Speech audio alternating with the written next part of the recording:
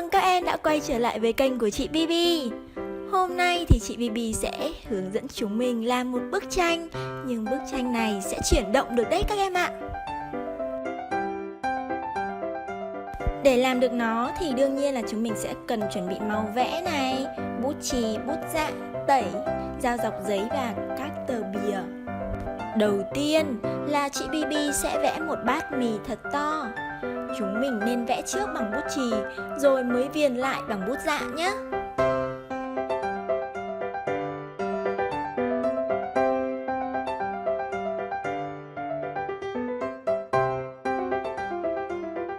Chị Bibi sẽ vẽ các sợi mì cong cong như thế này. Và tiếp theo thì chị sẽ dùng bút dạ xanh để vẽ các họa tiết cho bát sứ.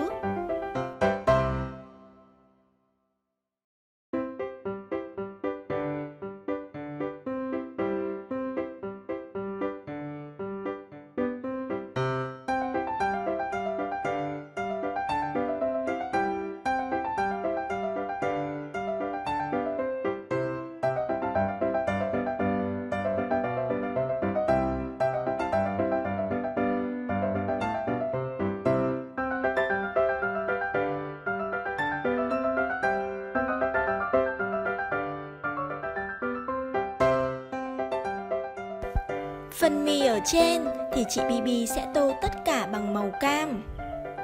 Chúng mình nhớ tô thật kín. Sau đó, các em sẽ sử dụng các tông màu đậm hơn như là màu đỏ hoặc màu nâu để tạo nét cho sợi mì nhé.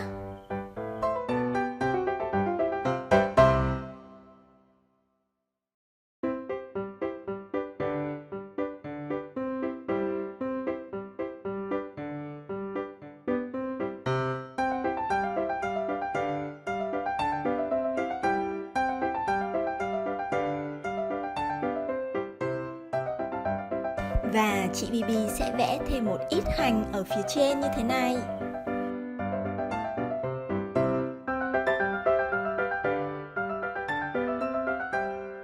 Tiếp theo thì chúng mình sẽ lấy một dải giấy thật dài và các em sẽ tô màu cam lên nhé. Đây chính là phần sợi mì mà tẹo nữa bạn nhỏ sẽ ăn đấy.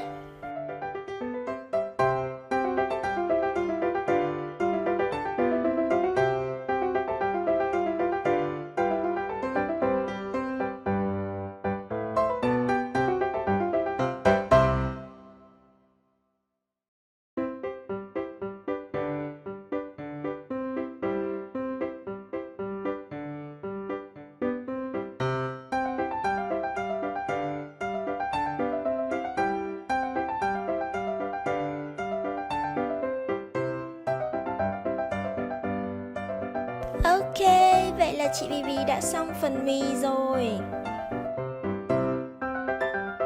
Để hoàn thành bức tranh này thì chị Bibi sẽ phải vẽ thêm một bạn nhỏ tay đang cầm đũa ăn mì. Chúng mình sẽ vẽ ra một tờ giấy A4 mới nhé.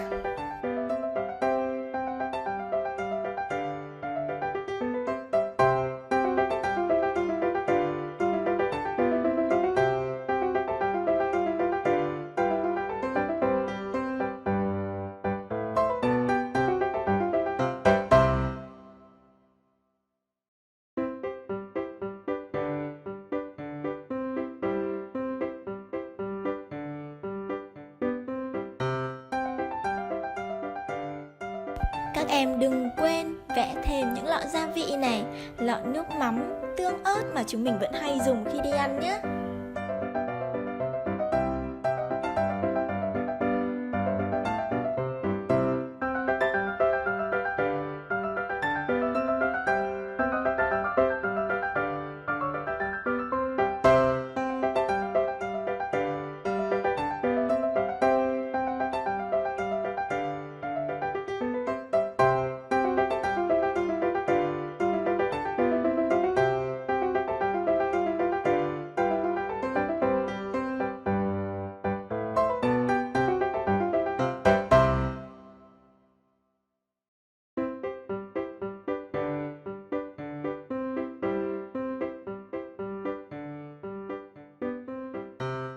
Sau khi vẽ nét xong thì chúng mình sẽ tô màu lên bức tranh mà chúng mình vừa vẽ.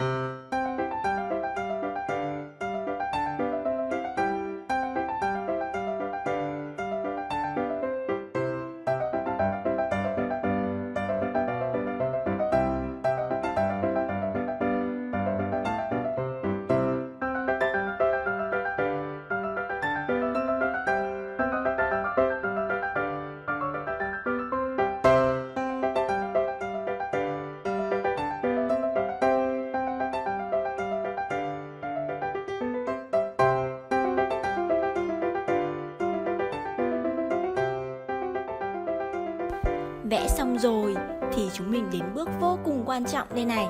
Các em sẽ lấy bát mì vừa rồi ra, dùng dao rạch giấy, rạch theo nét vẽ của sợi mì trên bát. Rạch xong bát mì thì chúng mình sẽ dùng bút dạ đánh dấu ở giữa cái bàn một đoạn thẳng. Và chúng mình sẽ dùng dao rạch giấy để cắt đoạn thẳng đấy ra nhé. Chúng mình sẽ phải rạch thêm 2 đường nữa ở phần đũa và cả trên mồm của bạn nhỏ.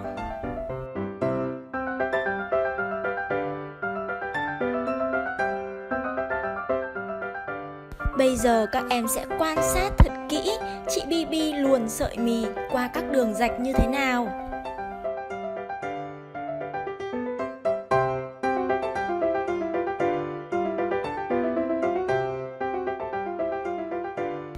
Chúng mình dán cái bát vào mặt bàn. Vậy là bức tranh có thể chuyển động được của chúng mình đã xong rồi.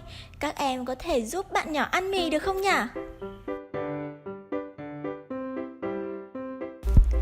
Nếu các em thích video này thì nhớ bấm vào đăng ký để theo dõi các video khác của chị Bibi nhé. Chào tạm biệt các em, hẹn gặp lại các em ở những video tiếp theo.